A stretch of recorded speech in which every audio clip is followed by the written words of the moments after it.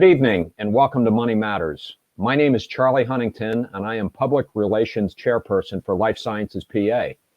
Life Sciences PA is a voice of advancement for Pennsylvania's bioscience, medical device, clinical research organization, and healthcare IT industries. Tonight, we continue our special series on science leaders in our local community. Before we get started, I want to remind our viewers that from time to time, financial issues relating to life sciences, healthcare, or technology matters or companies may be discussed on the show. These discussions are not and should not be viewed as financial advice.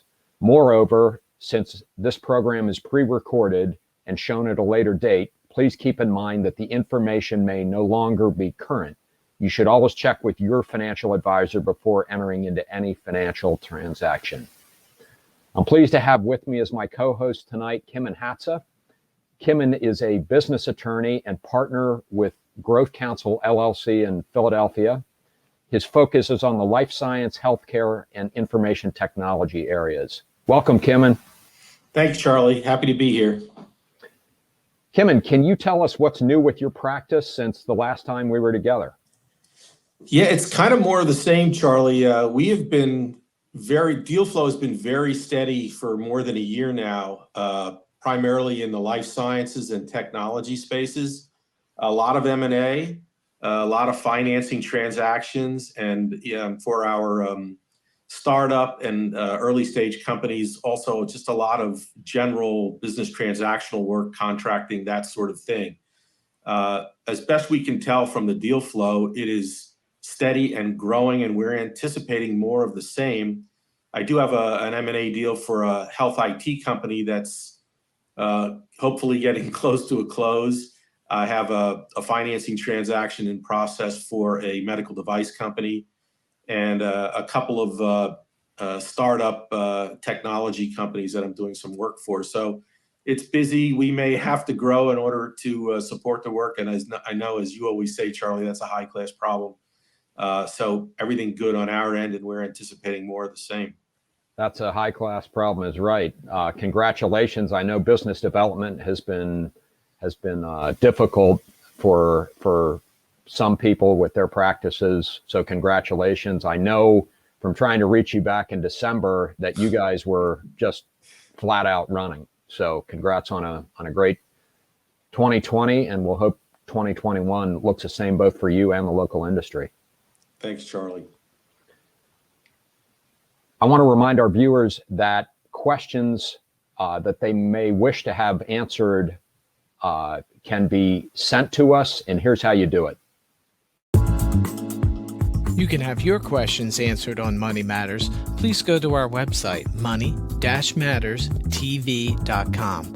On our homepage, click on the banner on the right that says, Send us your questions. While you're on our website, you can find information about our host and guests, as well as show notes and links about this show and past shows. Money Matters is also available as a podcast on iTunes and Stitcher, so you can listen to Money Matters while you're on the go. That website address, again, is money, M-O-N-E-Y, -matters, M-A-T-T-E-R-S, TV.com. It's with great pleasure that I introduce Audrey Greenberg. Audrey is co-founder and executive managing director of the Discovery Labs, a biotech ecosystem for streamlining the path to commercialization for cell and gene therapies. Discovery Labs is in King of Prussia, Pennsylvania, and offers both lab space and pharma services for companies bringing groundbreaking therapies to market. Ms. Greenberg co-founded Discovery Labs in 2019 with Brian O'Neill, who's the founder, chairman, and CEO of MLP Ventures and Recovery Centers of America.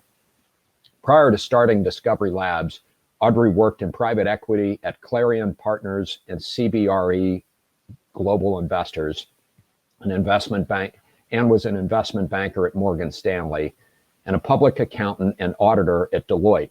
Audrey's launched several successful startups and is attracted toward mission-driven companies seeking to improve health and well-being. She's passionate about supporting her community and serves on the King of Prussia Business District Board and is an emissary for Select Greater Philadelphia, a division of the Chamber of Commerce responsible for attracting business to the Greater Philadelphia region. She was recently featured on the cover of Mainline Today magazine's Power Women issue and was selected as one of 8 trailblazers in biotech by Philadelphia Magazine. Congratulations on these recent honors, Audrey, and welcome to our show. Thank you so much. It's an absolute pleasure to be here. Audrey, how did your background prepare you to be co-founder and executive managing director of the Discovery Labs? I really look at that in 4 ways. You've got my educational background from Wharton, which is always good for a base learning experience. And then my professional background, as you highlighted in your very nice introduction, so thank you, including investment banking and public accounting.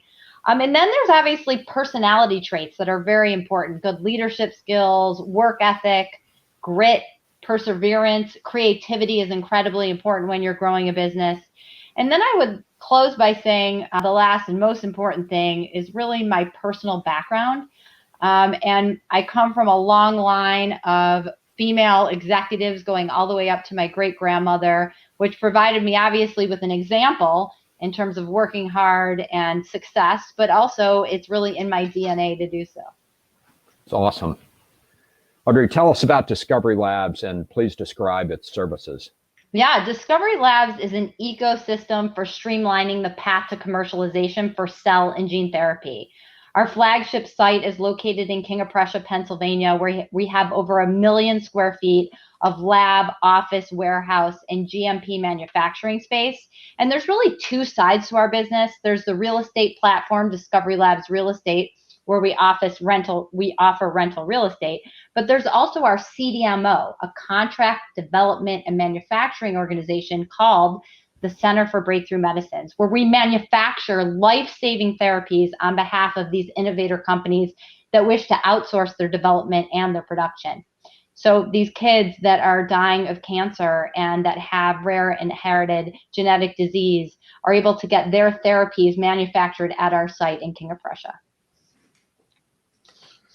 Audrey, tell us a little bit more about your existing real estate and your plans to grow it. Yeah, so like I said, our flagship site here in King of Prussia has about now existing square footage of about 2.4 million square feet, and it's expandable up to 8 million square feet, where we really can create what this region needs, which is a biopharma innovation hub. Lab space is in unprecedented demand. There's a lack of it, not just in Philadelphia, but really globally. We're attracting global customers at our site. And we plan to build that space out to accommodate the amazing market needs. We currently have customers and tenants, including Children's Hospital of Philadelphia, GlaxoSmithKline, Wuxi Biologics, Amerisource Bergen, just to name a few. And we are about to announce a historic lease with a world-renowned academic institution that's based here as well. All those tenants are on our site now. And we have a long list, a really robust pipeline of customers, not just for our life science real estate, but also for our contract development and manufacturing organization, Center for Breakthrough Medicines. In addition to some of these companies, do you plan on having service providers as tenants on these properties as well? Yeah, great question. We do. It's really about a synergistic ecosystem. So helping these companies bring their therapies to market isn't just about having the space and the services, but obviously you need to have other helpful aspects to your business, like possibly a CRO or other needs that these companies have. So we're definitely very open to that. Thanks for asking. Sure. How are you funded currently? We're privately funded. Okay. Audrey, so thank you, Kimon. It's been said, Audrey, that there's a war of talent going on. We talked about that when we were setting up for this show with you. Can you describe that, please? Yeah, the war for talent. There's a lot of capital out there right now. We're at unprecedented highs in terms of M&A, IPOs, and venture capital funding in the biopharma space. And in fact, last year alone, there was $134 billion raised globally. So what does that mean? All this capital flowing into the space means these companies are really deploying the capital, not just in services and space like I talked about, but they need to hire people to do the work. So there's a lot of money chasing people right now. Luckily, we're in Philadelphia, where there's a surplus of 70,000 life science employees here in our region. So companies that can move here and want to do business here can have this access to our talent base. And then we're churning out new talent every day through these academic institutions that we have at Penn, Drexel, Temple, and amazing academic institutions that are all based here in our region. So you all are hiring across roles right now. What can you highlight some of the positions you're hiring for? Yes, and I welcome all the viewers or their family members to go to our website and apply for these jobs, discoverylabs.com. Discoverylabs.com has a listing of all of our jobs. We have an amazing culture. It's an incredible place to work with great benefits, so we're really excited to be hiring. We're really focused right now on technical hires in terms of scientists that can work in our labs and our manufacturing space. However, we're always looking for good people, so please feel free to reach out. It's a great offering. So would you contrast the Philadelphia region to others that may have a similar focus? I think of San Francisco and San Diego and Research Triangle Park and the Boston-Cambridge area. Yeah, there's a lot of amazing things happening across the United States and globally right now. Philadelphia consistently increases in the rankings. We went from, if you look over the past 5 years, even 10 years, every year we seem to be going closer and closer to #1, and we're now in the top 5 according to some surveys. And it's really for a few main reasons. One is NIH funding. University of Pennsylvania is the #1 NIH funded institution right now. And second, our talent base, which I mentioned earlier. We have proximity to an international airport, which is really important, as we've seen with the vaccine distribution, to have good transportation and logistics nearby where you're manufacturing these therapies. We rank 4th in eds and meds, so I want to highlight that. And we're 1st in the nation for workers with professional degrees. We're really a hotbed in Philadelphia for life science talent, for life science companies, for health systems, for colleges, universities. And compared to the other major clusters, I like to call them, San Francisco, Boston, our cost of living is much more favorable. And the access to our cultural institutions, our entertainment, and restaurants are incredible when we can enjoy them again. But really, and what I love about it, I've lived in a lot of places. I'm from Michigan originally. I lived in LA. I lived in New York. I lived in Phoenix and Denver. And what I love about Philly is it's a great place to raise kids. And you're an hour and a half to the beach. You're an hour and a half to the mountains. There's incredible public and private schools. So we have attracted talent from around the globe in the middle of the pandemic. Our president and COO just moved here from Switzerland. We've hired people from California, Northern and Southern.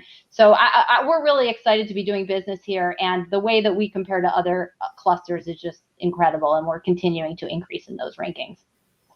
I want to ask a follow-up question, just based on what you've said here. When Kimon and I started doing this show, Kimon, help me, 10 plus years ago, we would hear that we have all the makings for what we need to make Philadelphia the #1 spot in the country for let's say the greater healthcare continuum to want to work here. The problem is it was siloed. You had academic institutions that didn't really connect well with industry, and then you had small industry which really couldn't relate to pharma. You've seen many different regions. How do you think that how do you think that is everybody playing nice in the sandbox? Is our ecosystem in good shape where we're collaborating now, or is some of what was alluded to 10 years ago still alive? What's been your experience? No, there's been a lot of change in that regard. And UPenn is a great example of that, with Pennovation and really translating technology out of the university setting. It's not just about coming up with cool new tricks. It's about making them commercially viable and getting the cures to the patients that need them most. It's all about the patient and how we get them access to these cures. It's really all about the ecosystem. And while it may have been really siloed, let's say 10 years ago, it has changed. And institutions like Life Sciences Pennsylvania, the Select Greater Philadelphia, the CEO Council for Growth, all part of the Chamber of Commerce, are all working together to not only bring these institutions together, but really train the next generation of talent. and take those that are disrupted from other industries and train them for this modality. Look at what's shrinking and take those people and put them into what's growing. There's a lot of work being done there. I'm very impressed with this region and our ability to do that. That's great. That's great. Audrey, just continuing on Charlie's follow-up question, the other thing that we heard a lot over the years doing this show was that we had everything in this area, all the things that you've mentioned, but we didn't have a lot of funding sources, a lot of private equity or investment banking services or what have you that are specific to life sciences or technology businesses. That always puzzled me a little bit because it seemed to me that if you have a great business, money will come to you, but that's been a consistent, at least something that people have pointed to, saying that if there's something that's missing here, that is it. What's your thoughts about that? While that might be true, it might not be true. I think we're looking to improve there, but you can import capital. Look, I ran a fund in New York City and we invested all over the world. You don't need to have your money based here to invest here. We certainly are close enough to New York City, the financial epicenter of the world. But I do think there can be work done in that regard. Certainly it does help to have local sources of capital. I think there's a lot being done there. I just saw an email come across my desk I think it was earlier this week from the chamber, and they're really working on that effort as part of the CEO Council for Growth. What advice do you have for people who've been displaced from life sciences or technology businesses that are contemplating starting a business that's centered on the technology that they're familiar with and that they've been working with for a number of years? Go for it. The time is ripe. There's a lot of capital out there chasing ideas that work. If you have an idea in life science or technology, or candidly, as part of, this might be complex, but process intensification, the way that these cell and gene therapies right now are manufactured, we're right at the tipping point of industrializing the way that these things are made. So if you have an idea for intensifying that process, either creating more cells in the upstream or purifying better on the downstream, maybe a way to automate things, or using artificial intelligence is huge right now.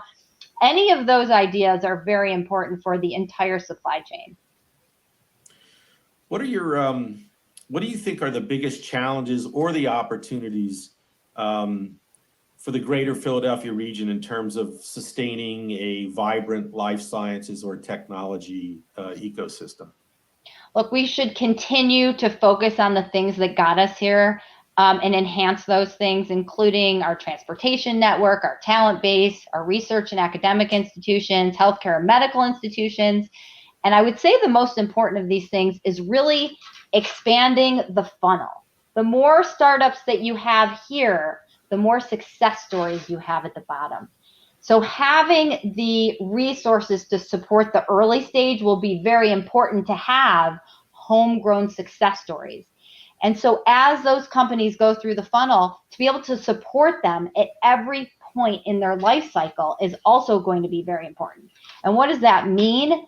There's demand for lab space, there's demand for services. What the Discovery Labs has in terms of manufacturing capacity, we're bringing on 600,000 square feet plus of space, plus the amazing talent base that comes with it, which is another thing that we mentioned is in very scarce supply. So providing that whole continuum of resources and a continuum of capital along the way will be important. And like I said, just providing that startup infrastructure to expand the funnel on the front end will also be very important as well. Audrey, so what would success look like in 5 years for you and for Discovery Lab? Yeah, I think it's really the biggest and most important thing. It's all about the patient and the patients that we're able to get these therapies to. For me, I would say if we can treat 1 million patients over the next 5 years, that would be incredible success. And then obviously we want to do well by doing good and make money for our investors. So, funneling that into returns for them. Makes sense. Yeah. I want to say congratulations. I've heard some names mentioned in terms of those looking in the area, and I give you and your colleagues at Discovery Labs a lot of credit for even going further than some of the organizations you mentioned earlier. World-class organizations in Philadelphia have been talking about life science for years. I think what you guys have done in 2 years is remarkable. Thank you so much. I know you are a mom, and if you were to give your kids advice as to if you're going to get into this industry and if you're going to become an entrepreneur or an executive like has run through your family, Audrey, where do you think the biggest opportunities would be 10 years, 20 years out? What would you tell them to focus on if they wanted to be a part of these industries in the ecosystem? Just curious. Yeah, that's a great question. And you really got my mind churning on that one, because there's obviously some personal advice you give someone that's looking to start their own business, and there's advice for females that you might give that's different than advice for males. But I would say overall, look, work hard, stick with it. And then in terms of future trends, I would say, look, it's going to be about technology. Bottom line is it is all about data right now.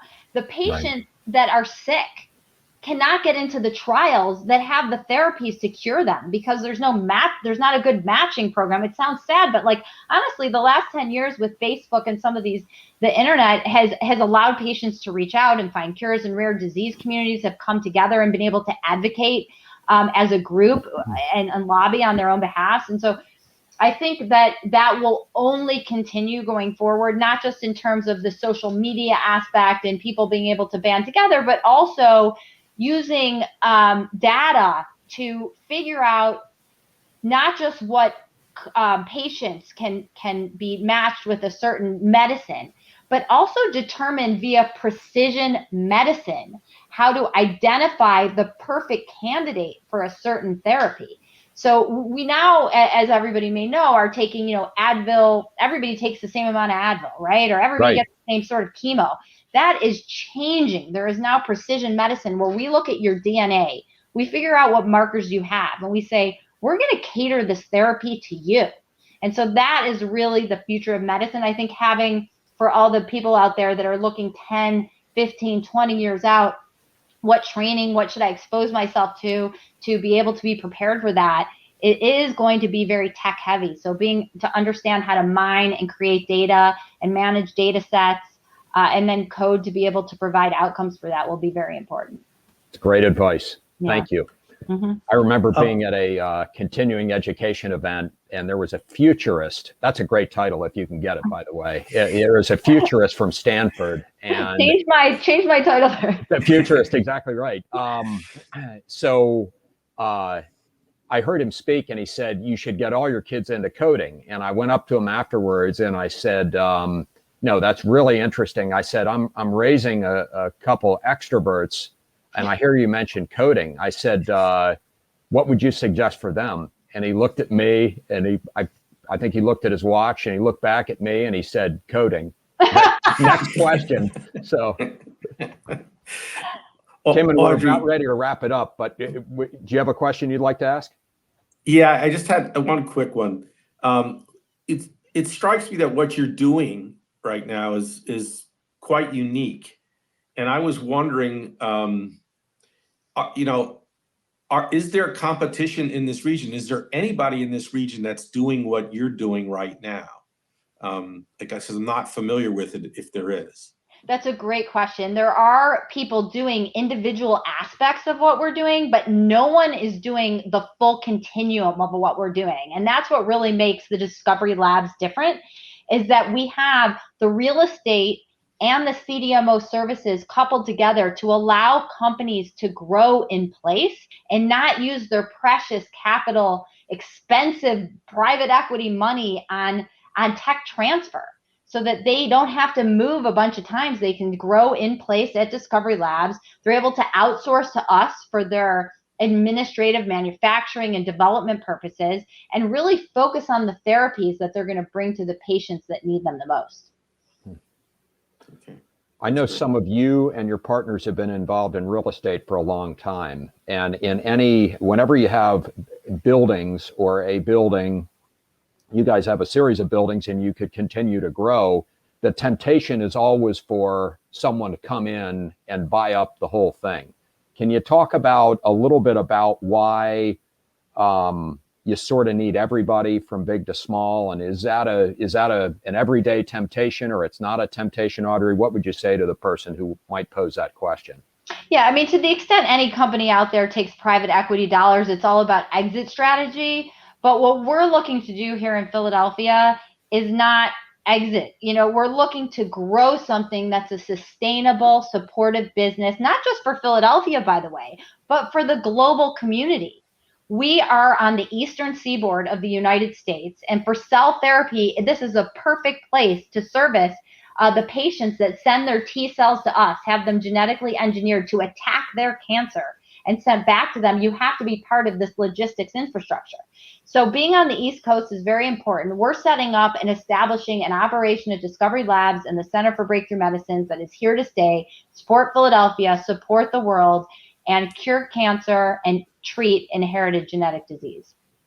And I know we're not in the business of naming companies here, but maybe you can talk about some of the, internationally speaking, what regions of the world have woken up to learn that Philadelphia is really on the map when it comes to cell and gene therapy? That's interesting. Yeah. Sorry, go ahead. Sorry to interrupt. No, I was going to say, can you speak to us? Can you speak to us in terms of the countries or the regions of the world where they've said, listen, proximity to the airports, talk us through that, and we have just a minute.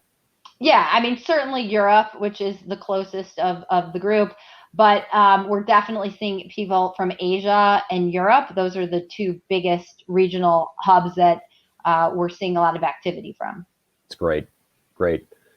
Audrey, you've been a great guest, and we're very fortunate that you were able to spend time with us this evening. Thank you very much. We're going to have you back on a future episode to basically let our viewers know how you're doing and how Discovery Labs is doing. Thank you so much. It was great to be here. Money Matters TV. Thanks. Kimon, thank you as always. Great job guest hosting the show with me. I want to remind our viewers that Nick Yizzi, he's a CPA. Presumably he's going to be speaking about taxes. He's with Yizzi and Associates. He's going to be the next guest on Money Matters. And as always, I want to thank our viewers for tuning in. Good night.